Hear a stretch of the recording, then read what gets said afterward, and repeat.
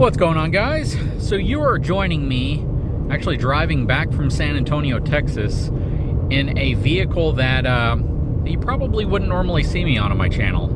This is one that's definitely worth talking about because it's entirely different than most of the vehicles I drive. Hang tight and I'll be right back.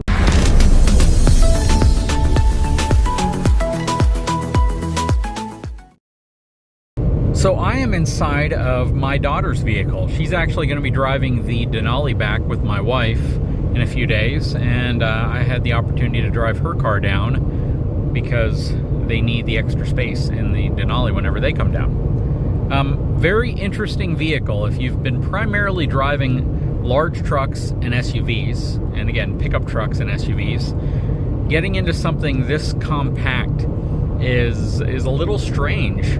And, you know, at the same time, it's pleasant because it's a comfortable vehicle. It's a Lexus NX200. But again, it's very different than what I normally drive.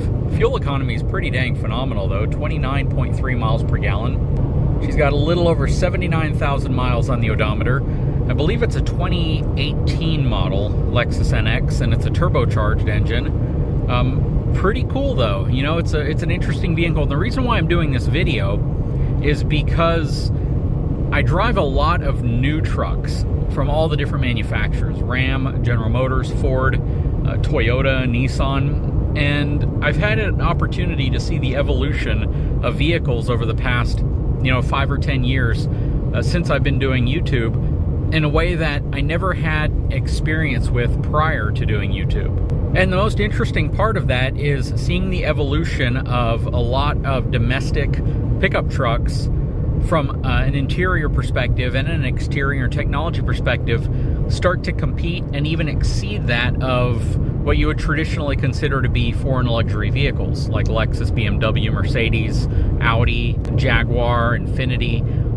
You know, those brands were always kind of synonymous with luxury. And in many ways, they're considered the luxury division of another company, such as Infiniti to Nissan and Lexus to Toyota and Acura to Honda. But since I've been reviewing modern trucks, the one thing you start to notice very quickly is that a lot of the luxury vehicles that you may have been used to aren't necessarily beyond the realm of technology that you're starting to see in your higher end pickup trucks. And even from a pricing perspective, a lot of luxury vehicles actually cost less than a corresponding mid-trim level pickup truck. An example of that would be like this NX. If you wanted to buy one of these brand new, you're probably going to pay, I'm going to guess, probably in the low 50s, maybe high 40s for something like this. That will barely get you an XL model pickup truck, four-wheel drive crew cab pickup truck, which from a Ford perspective is a very low trim truck.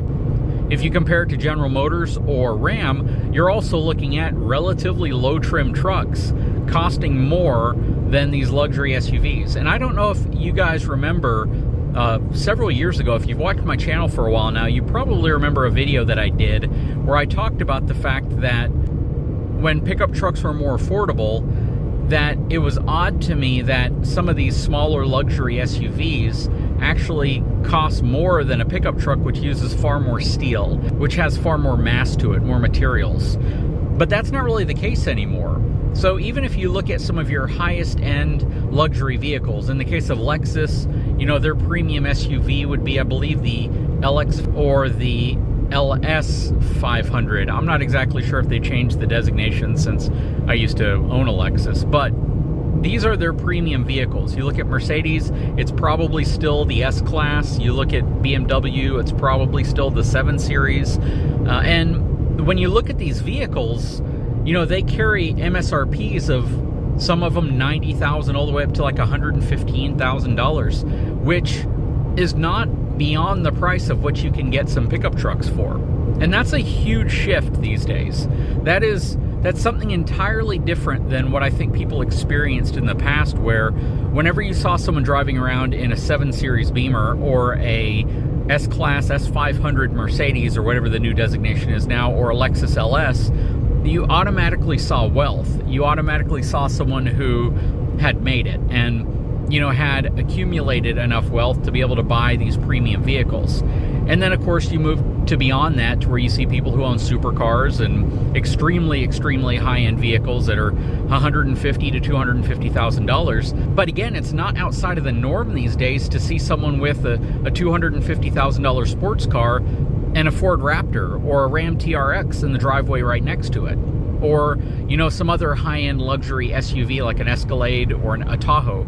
Vehicles that in the past were always considered to be good vehicles, but not so much when you compared them to these other luxury vehicles like a Mercedes G-Wagon or, you know, again, a BMW X7 or these huge, big luxury SUVs from these luxury automotive manufacturers. And I guess the point of this video is to kind of just reveal the fact that pickup trucks have moved into a category, a financial category, that a lot of folks can't afford anymore, but at the same time, that a lot of luxury vehicles can't outclass anymore. Because if you get like a brand new Ram Laramie Longhorn, or if you get a brand new fully loaded GMC Denali Ultimate, or Ford Platinum or Limited pickup truck, you're looking at a pickup truck that's probably going to have an MSRP in the high 70s to low 90s. And it can really hold its own from a technology perspective versus any luxury brand of vehicle. And where that really stands out is the fact that you're getting a pickup truck. So of course you have a pickup truck bed on the back. You have that extra cargo space. You're very likely going to get a four-wheel drive truck because that's essentially what most trucks are sold as these days. Crew cab, four-wheel drive pickup trucks. So you're going to have something that's far more capable, far more useful, more practical, and quite frankly, going to cost probably the same amount, if not slightly more than some of those luxury vehicles that people, you know, often priced themselves out of in the past.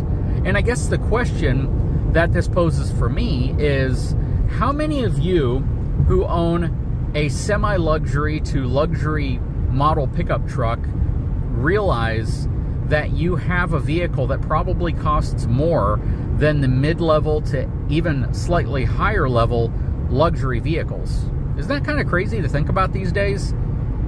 Now, you may have never thought that you would be one of those people that drives around in a Lexus or a Mercedes or a BMW, because there's a certain perception that you sometimes have of people who spend that type of money on a vehicle.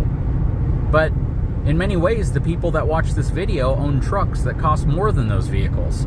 And an interesting fact is, when my daughter bought this car brand new, I think in, again, 2018, it was half the price of my F450. I could have purchased two of these for the price that I paid for my F450. And even today, if you look at this vehicle, or even a lot of other vehicles, a BMW 3 Series, maybe even a 5 Series, or some of these other luxury vehicles that you see, you know, you see these things pull around mall parking lots, you see them at the shopping outlets, you see them all over the place, but the people realize that an F-150 XLT package, or a Ram Laramie, or even a lower trim package, or a standard, you know, Chevy Silverado Trail Boss, that these trucks actually cost significantly more than these luxury vehicles that people traditionally saw as only available to the wealthy. Now, I know a lot of people, again, are going to watch this video and they're gonna say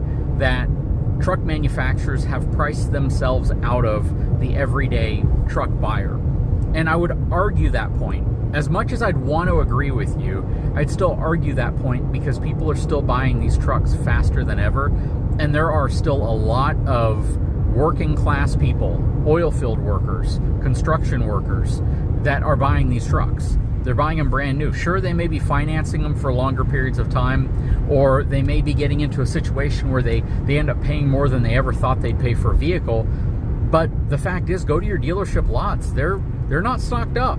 They're not back to the norm. They're not back to these you know, quantity levels of vehicles that everyone thought we'd be back to, you know, coming out of COVID. And the reality is people still are buying these trucks, and they're buying them faster than ever. And I think a lot of people who maybe 10 years ago would have settled for like a Lariat are now looking at an XLT. They're looking at lower trim trucks, because even these lower trim trucks that still command a pretty crazy high price, they're coming with features and amenities that you could never get in a higher trim truck. 10 to 15 years ago. And a good example of that was when I had my 2011 F-250 Lariat. You know, it was a pretty dang loaded truck. It was a Lariat Ultimate package. It didn't even have a navigation, and I had to put one in. It had a lot of other really great features in it, but there were features that it was lacking. You know, you pretty much get any pickup truck these days, it's going to have at least a 7 or an 8-inch touchscreen in it, and many of them now have a software package that gives you the ability to activate navigation and features that you just never had back then. And it's really crazy to see where technology is going from the lower price truck perspective, where if you get a work truck, lowest trim possible, you're still going to get Bluetooth, you're still going to get a touchscreen, you're still going to have, you know, features in it that were never available even in premium trucks 10 to 15 years ago. And that is pretty cool to see. But again, the price is creeping up to account for that stuff. So you are paying a lot more today than you were paying for a truck back then. So yeah, I definitely like to know what your opinions are on this topic. Leave a comment below. Do you realize that if you're a pickup truck owner and your truck is less than 5 years old, that is probably still worth more than some brand new luxury vehicles? Again, things to consider. It's, you know, there's a couple different ways to look at it. Truck prices have gone up pretty dang high. The technology and features and amenities you get in these vehicles is pretty dang amazing. But luxury vehicles, luxury brands that are traditionally synonymous, again, with money and wealth, have they really gotten to a level to where they can compete against pickup trucks anymore? Let's think about that one.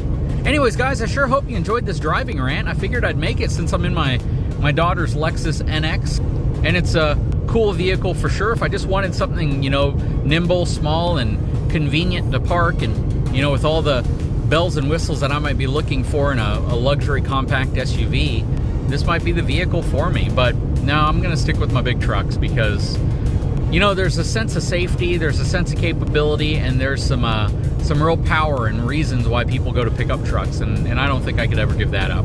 Guys, if you haven't had a chance, please take a moment, subscribe to the channel, give me a thumbs up. We'll talk to you again very soon.